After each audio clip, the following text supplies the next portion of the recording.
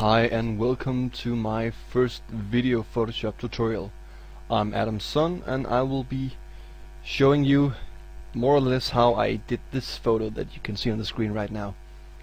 It's a photo of myself, well, duh, and it's taken by a friend of mine called Mikkel, who came along to my studio and we played around and he did this shot of me. The original photo looks like this.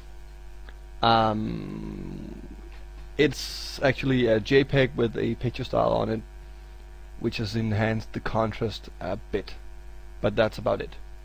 I've been wanting to do this this dispersion, this coming undone effect for a while. So I sat down and looked through some other tutorials and eventually figured out how it was done, or at least how I would do it. So what I did was that I did a cutout of myself, like this, as you can see here. Not that good of a cutout actually. Fast one, the hair is okay, but still some errors here and there, as you can see. Right here, I did it with the extraction tool, which is okay for most things except hair. So I did this cutout, and I did another version of myself, which was bigger here. I copied myself and placed it right behind me like that, made this one darker, and I did this one as well, which was just dragged out of proportion to be the fragments behind me. Okay, let's see here.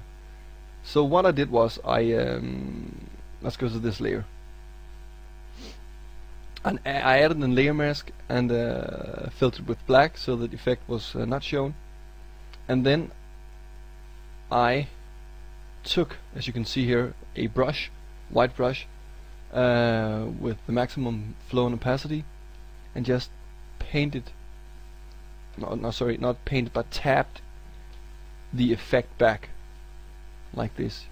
I tapped back the visibility of myself. I did this with varieties of different splatter brushes found online. You can find free brushes all over the place. But doing this gave me the effect of this dispersion, or this fragment effect. Okay, and I did this with the darker version as well, as you can see here. The darker version of myself.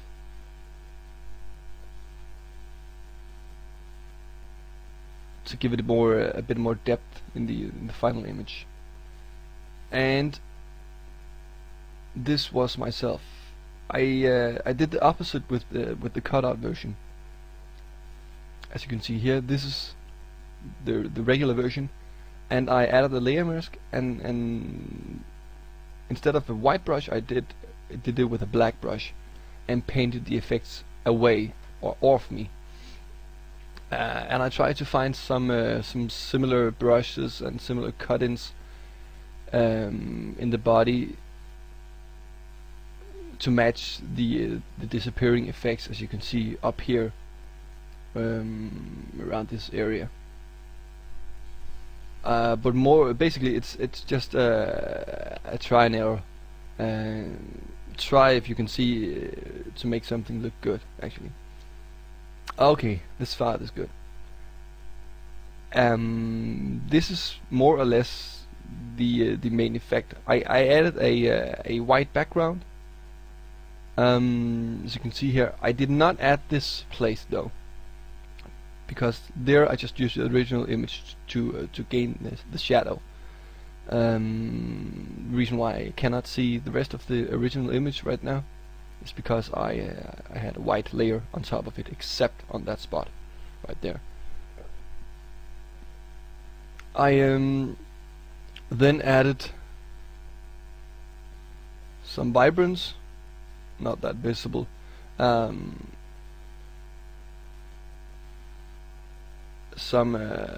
curves to make it lighter, especially behind me. You can see how the curves layer is just lifted. And my favorite tool, paint with light. I've mentioned it in some of my written tutorials, but basically it's a custom non-destructive layer where I, with my white or black brush, can add a dodge or burn effect.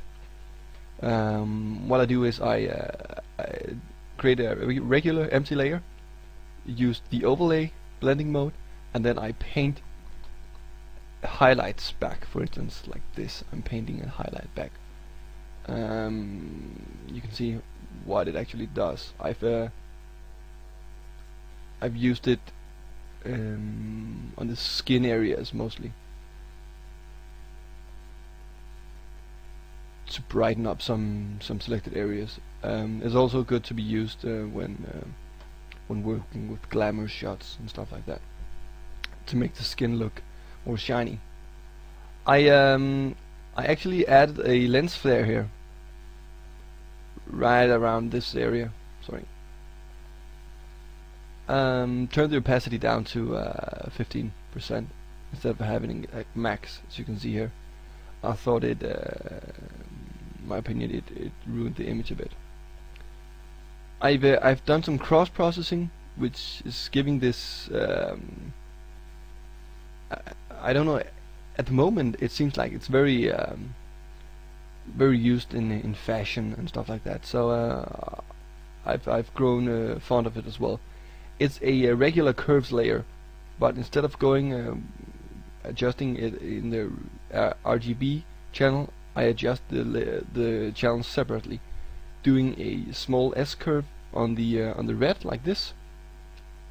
A blue I actually lift it up like this, which means that my black turns a bit bluish, and then I shift a bit down to decrease the contrast on the blue layer channel, sorry, and the green I mimic the red as well, as you can see here. So that's a good old cross processing. You can find that on different tutorials online as well. On top I added a colored layer just to brighten up the whole image a bit. Put it on soft light and opacity on 23 or so. This gave it the whole much more brighter look, I would say. But that's basically it.